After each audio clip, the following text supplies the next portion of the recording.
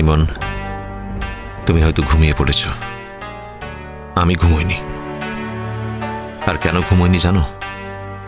তুমি হয়তো ভাববে আমি রূপকথার জন্য ঘুমোইনি।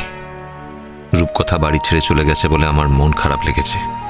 আমি রূপকথাকে ফিরিয়ে আনতে গেছি, তাও রূপকথা ফিরে আসেনি।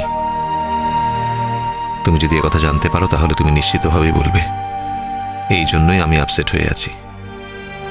কিন্তু এই মুহূর্তে সত্যি কথাটা হলো এই যে আমার তোমার জন্য খারাপ লাগছে। ইমন, তুমি কাল আমায় তোমার রেজাল্টের কথা বলতে এসেছিলে, আমি মন দিয়ে শুনিনি, বরং তোমাকে হার্ট করেছি। এই বাড়িতে তুমি আর তোমার রেজাল্টের কথা কাকেই বা বলবে বলো?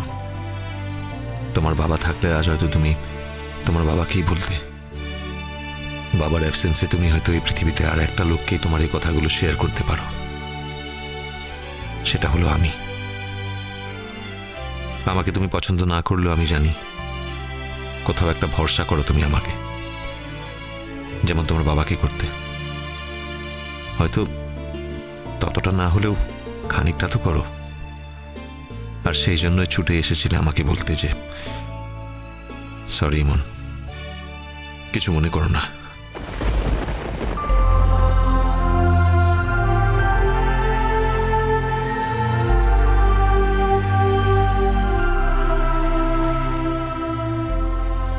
আমি যে এখন তোমার কাছে সরি বলবো তারও উপায় রাখুনি। মাঝখানে এত উঁচু একটা পাঁচিল দিয়েছ, যাক মনে মনে তো সরি বললাম তোমায়।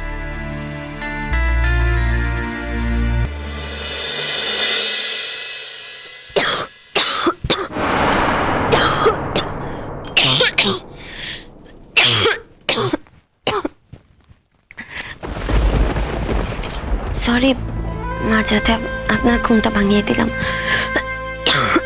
তুমি কাশছো যে? ওই একটু। ওই আবার কি? ঠান্ডা লাগলো কি করে? ঠান্ডা তো লেগেই যায়, সিজন চেঞ্জ হচ্ছে না তাই লেগে গেছে ঠান্ডাটা।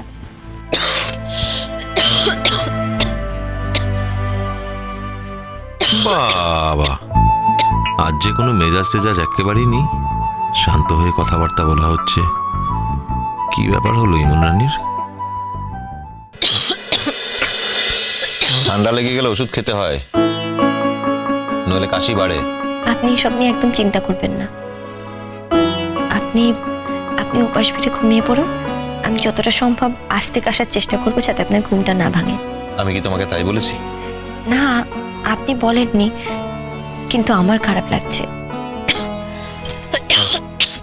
সরি, আপনি ঘুমিয়ে পড়েছিলেন আর এত রাতে আমি আপনার ঘুমটা ভাঙিয়ে দিলাম, তাই। তুমি আমার ঘুম ভাঙাওনি। না, আমি কাশলাম বলেই তো আপনার ঘুমটা ভেঙে গেল। না, আমি ঘুমোইনি, আমি জেগেই ছিলাম।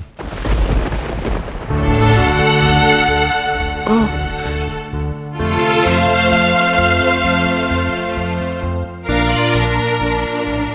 তা তো থাকবেই।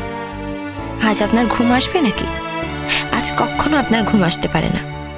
আপনার রূপকথা আসেনি আপনার কাছে, আপনার রূপকথা এই বাড়িতে নেই, আর তাই এই বাড়িটাই আপনার কাছে ফাঁকা হয়ে গেছে।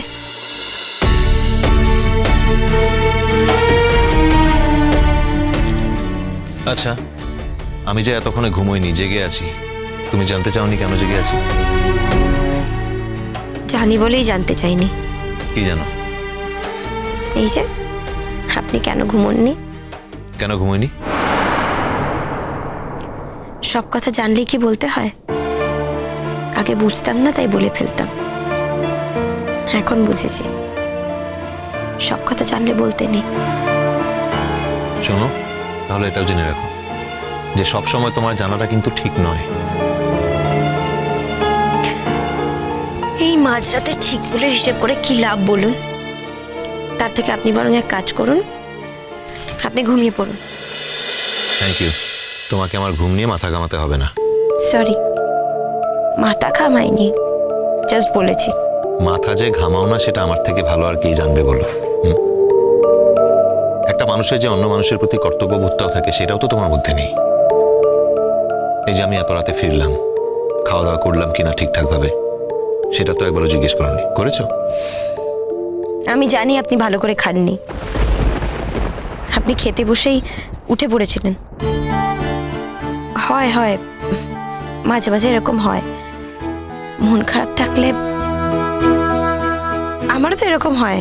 আমার যে মন ভালো নেই বলে আমি খেলাম না, সেটা তোমাকে কে বললো? ও, তাহলে হয়তো ভুল বলেছি, সরি। তুমি আমার সঙ্গে এরকম ভাবে কথা বলছো যে? কেন? আমি এবার কিভাবে কথা বললাম? সেটা তুমিই জানো। কি আশ্চর্য, আপনি আমাকে যা যা বললেন আমি তো শুধু সেটাই মেনে নিলাম। যাকে বাদ দাও, কাল বাদে পরশু তোমার রেজাল্ট বেরোচ্ছে। কাল বলেছিলে না? ওই কথাটা বরং থাক। ও, কাল শুনিনি বলে এখন রাগ করা হচ্ছে বুঝি? বললাম না ওই কথাটা থাক। শোনো, কাল শুনিনি বলে যে কথাটা আমি জানি না তা কিন্তু নয়, সেরকম ভাবার কোনো কারণ নেই। কাগজ কিন্তু আমি পড়ি। চুপ করে আছো যে? কি বলবো বলুন? বারে, পরশুদিন তোমার রেজাল্ট বেরোনোর কথা, যদি চান্স পেয়ে যাও তাহলে? যদি চান্স পাই তাহলে ভর্তি হয়ে যাব, ব্যাস, কথা ফুরিয়ে গেল। প্রত্যেক বছরই তো রেজাল্ট বেরোয়, প্রত্যেক বছরই তো কিছু না কিছু ছেলে মেয়ে চান্স পায়। এটা নিয়ে তো বাড়াবাড়ি করার কি আছে? আচ্ছা, বাই দ্য ওয়ে, বলছিলাম যদি কিছু মনে না করেন, আমাকে একবার সুন্দরপুর যেতে হবে। সুন্দরপুরে হঠাৎ? আসলে বাবার পাওনা টাকা পয়সা নিয়ে আঙ্কেলরা বলেছিলেন যে কদিন পর গিয়ে আবার খোঁজ নিতে, তাই বলছিলাম। ছি ছি ছি ছি, মেয়েটার তো কোনো প্রয়োজনও থাকতে পারে,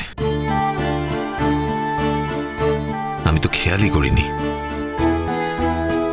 অথচ এটা আমারই খেয়াল করা উচিত ছিল। তোমার কি কিছু টাকার দরকার? না। তোমার নিজেরও তো কিছু খরচ আছে, কিছু হাত খরচা লাগে অনেক সময়। এই যে সেদিন আমার অফিসে গেলে, সেখানে তো টাকার প্রয়োজন হয়েছিল। ভানুর কাছে টাকা ছিল। কি? তুমি শেষে ভানুর কাছ থেকে টাকা ধার করলে? হ্যালো, আমি ভানুর কাছ থেকে টাকা ধার করিনি। তার কারণ ভানুর কাছ থেকে কিছু নেওয়াকে আমি ধার বলে মনে করি না, আর ভানুও মনে করে না। হ্যালো, ভানু নিজের হাতে কত টাকা থাকে যে তুমি তার কাছ থেকে ধার করেছো? আমি আপনাকে বললাম তো, ভানুর কাছ থেকে কিছু নেওয়াকে আমি ধার বলে মনে করি না। বেশ, মনে করো না। আমাকে তো বলতে পারতে যে তোমার টাকার প্রয়োজন। ভানুর কাছে ছিল তাই আপনাকে বলিনি, না হলে শেষে আমাকে আপনার কাছ থেকে ধার নিতে হতো।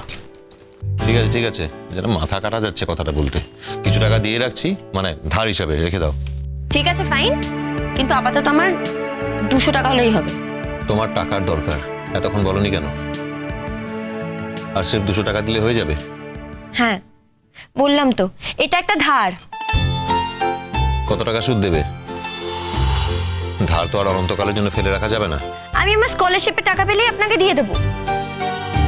আর তাছাড়া আমার বাপি আমার অ্যাকাউন্টে সবসময় কিছু না কিছু টাকা রেখে দিত। আসবার সময় তাড়াহুড়োতে আমি কিছু নিয়ে আসতে পারিনি। আমার ব্যাংকের পাসবুকটা যদি আমার কাছে থাকতো, তাহলে আমাকে আপনার কাছ থেকে এই ধারটা করতে হতো না। এত কথার দরকার নেই। টাকা চেয়েছো ধারে, দিয়ে দেবো। হ্যাঁ, খালি জিজ্ঞেস করছি কত টাকা সুদ দেবে সেটা বলো। যতটা সুদ নিলে আপনি খুশি হবেন আপনি ততটাই নেবেন। যা, আমি যা চাইবো তাই দেবে, বার্গেন করবে না? বার্গেন? বার্গেন করে কি আর কিছু পাওয়া যায় মিস্টার চ্যাটার্জি? কি? না, বলছিলাম আর কি, বার্গেন করে কি লাভটাই আছে? আপনি যেটা দিতে পারবেন না, বার্গেন করে আপনার কাছ থেকে কি আমি সেটা নিতে পারবো? আপনি যেটা দিতে পারবেন না, বার্গেন করে আপনার কাছ থেকে কি আমি সেটা নিতে পারবো? না, মানে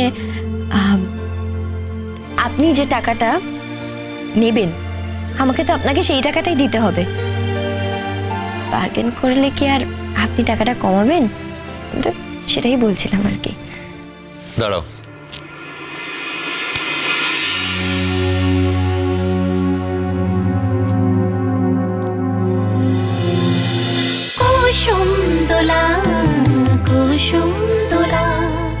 স্টার জলসার প্রিয় শো দেখার জন্য সাবস্ক্রাইব করুন আমাদের ইউটিউব চ্যানেলে এবং আপডেটেড থাকার জন্য প্রেস করুন bell icon. cholo, cholo, cholo, cholo, palta.